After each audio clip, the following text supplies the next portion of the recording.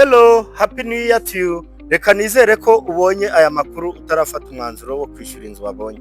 Reba iyi nzu nkuzaniye iri hano Gihogwe, Gihogwe ni hano muri Karuruma, ni ahantu heza cyane. Ndebera ino pura, iyi nzu irimo iragurishwa kuri miliyoni 150 z'amanyarwanda. Ni inzu ifite design zidasanzwe, nawe urimo urabibona. Ifite jaride nini yisanzuye, ikagira parikingi y'imodoka zigera muri 5. View yo noneho ni magera ni perfect. Ndebera nawe inzu ifite view idasanzwe, urabona ko wagira ngo wicaye kuri rooftop ya etage neza.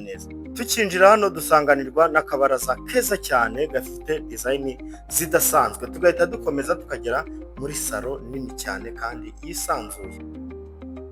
Tuva kuri iyo salo turasanganirwa na saramanje nziza cyane kandi nini, urabona ko imeze neza. Dufite igikoni hano kinini cyane. Ikindi kintu zifite kidasanzwe, iri mu buso 500. Kari cyo ni nk'ikibuga neza.